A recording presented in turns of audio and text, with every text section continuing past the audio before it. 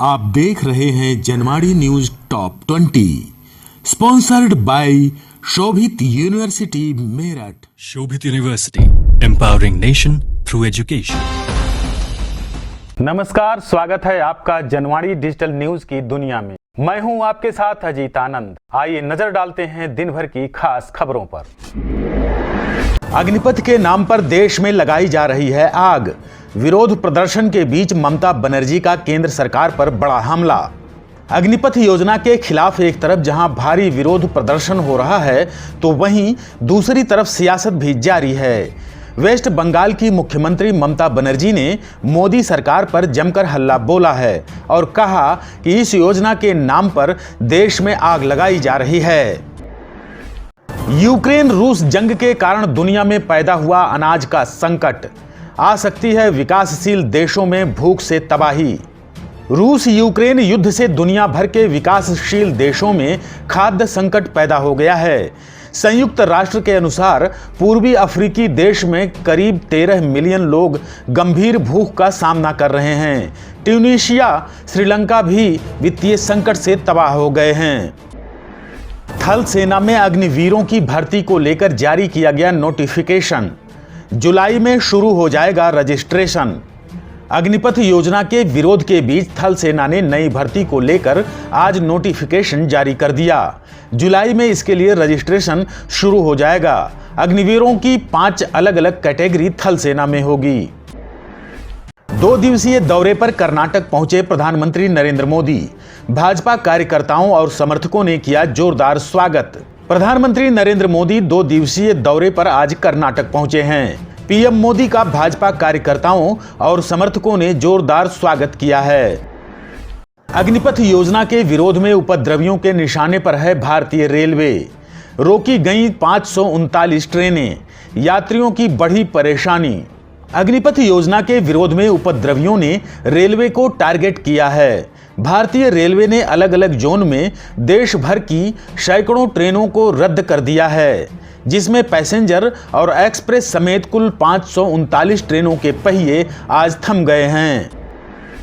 Waste Bengal विधानसभा में नूपुर शर्मा के खिलाफ निंदा प्रस्ताव पारित।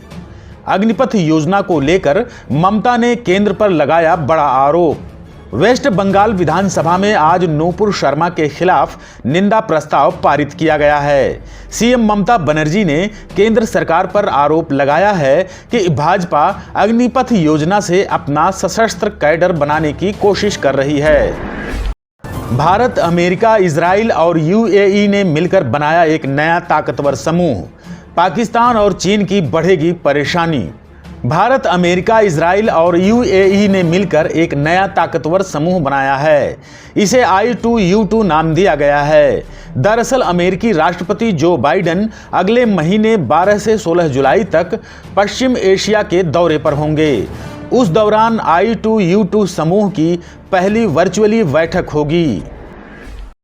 महिंद्रा ग्रुप ऑफ कंपनीज में अग्निवीरों को नौकरी देंगे आनंद महिंद्रा। अग्निपथ योजना के समर्थन में खड़े हुए देश के दिग्गज उद्योगपति। अग्निपथ योजना के समर्थन में देश के दिग्गज उद्योगपति भी खड़े होने लगे हैं। आनंद महिंद्रा ने इसके पक्ष में खुलकर अपनी बात रखी है। उन्होंने इस योजना की खूबियां गिनाते हुए ऐलान किया है कि 4 साल देश की सेवा में आने वाले अग्निवीरों को महिंद्रा ग्रुप में नौकरी मिलेगी। कैप्टन मोनिका खन्ना को शाबाशी दे रहा है देश। स्पाइस जेट विमान के 191 लोगों की बचाई थी जान।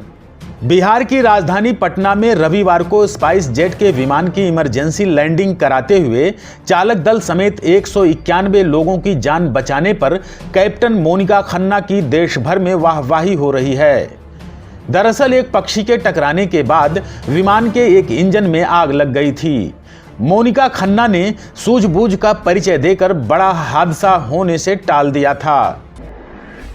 वाराणसी में 12,97,000 का हुआ आर्थिक नुकसान। जेल में बंद 27 प्रदर्शनकारियों से वसूली जाएगी क्षतिपूर्ति। वाराणसी में 2 दिन पूर्व अग्निपथ योजना के विरोध में भारी बवाल हुआ था। जिला प्रशासन के अनुसार 12,97,000 रुपए की आर्थिक क्षति हुई है। जिला जेल में बंद 5 जिलों के 27 उपद्रवियों से क्षतिपूर्ति की वसूली की जाएगी।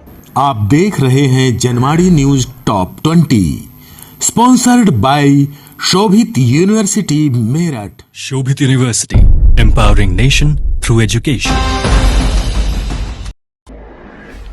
राजधानी दिल्ली में कई रास्ते बंद, नोएडा व गुरुग्राम में लगा भीषण जाम, सड़कों पर रेंग रहे वाहन। दिल्ली एनसीआर में सोमवार की सुबह से ही भीषण जाम लगा हुआ है। दिल्ली में राहुल गांधी की पेशी और अग्निपथ योजना के विरोध में बुलाए गए भारत बंद को लेकर जगह जगह जाम की स्थिति बन गई है।